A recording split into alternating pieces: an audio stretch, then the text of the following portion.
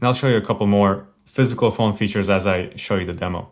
So when you kind of touch the display, it goes from the lock screen to whatever last tab that you used here. You can do your standard phone call, so just dial whoever you need to. By default, it goes into the speaker. If you pick up the handset, it transfers to the handset. Now, if you click this button, that's to mute. You can see that mutes right there. Unmute, you can place the call on hold. If I place this handset down right now, it will end the call, or you can transfer it back to speaker. You can dial, you can go back to the keypad if you need to. We can park the call. When the call is parked, you can actually jump to other apps as well. So that's nice. You go back here to reset and there's the call. Back on the call. We can also transfer. So for example, let's go to Diana. We can warm transfer, which means I will first speak to her. It'll call her phone, which I have right there. Or just add her to a call, call her. And let's go back. Say we're done. We can just place the handset down. Okay, then if we go over to contacts, by default, you'll just have your internal contacts and you can filter right here, all internal, external, and you'll have your global contacts. So that's done in the Unifi dashboard in the web interface. Here though, you could add your own contacts. You can click this plus, any phone number, and save that. But those are not global contacts that will only show up on your phone. Now we can call anybody just by tapping on their name and that will ring their phone number. Or if you have a internal contact that doesn't have an associated phone number, it'll just ring their phone. So there I'm calling, it's showing up, right? And you can have a call like that, do all the same functions here. For internal users, there's a couple of more functions. So for example, in here, let me just show you. If I filter to internal only, this is a group here, the IT help desk, but let's go to this user, tap on the I. Now I have a regular call, video, and intercom.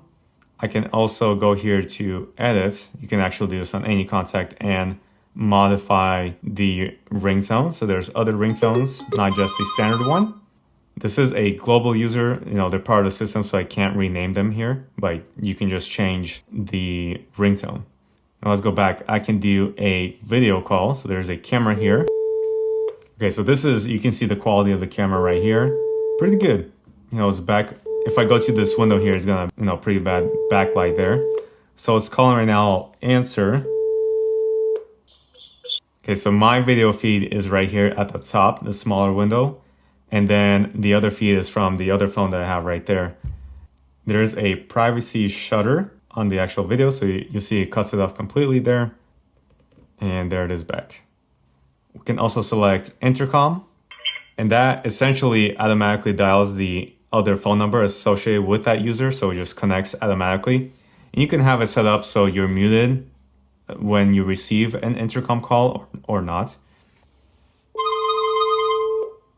And this is what it looks like when someone else initiates a video call towards you. So it's actually giving me my phone camera feed. Any user I can also add as a favorite. This one already is a favorite.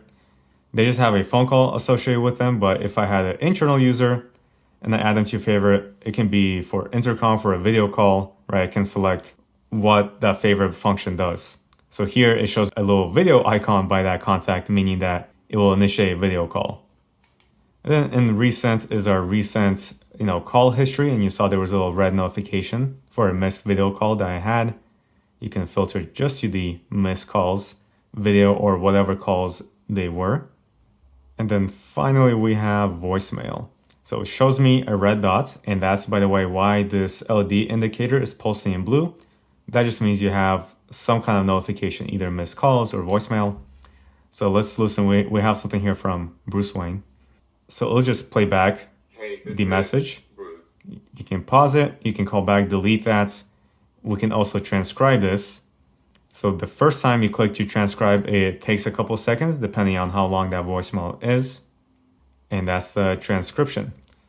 Now, if I already transcribed this once and I tap on that same voicemail, it'll just instantly show you that again, which is nice. I wish there was a setting to automatically show this. If you do have this set up for emails, this kind of separate from the phone, it will show you the transcription in your email.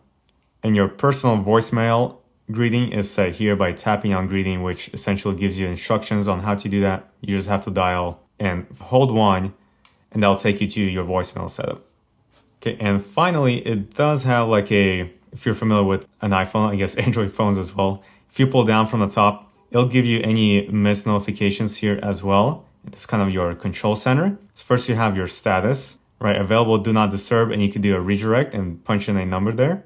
And when you put do not disturb, you see the red indicator light will be on.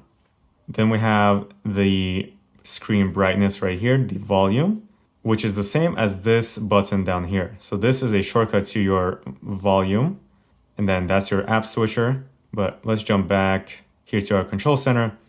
These are kind of all settings for the phone. We'll jump in later. This, if you want to preview your camera, what your lighting situation looks like, you can do that here. And then if you want to add any kind of Bluetooth headphones, that's where you do that.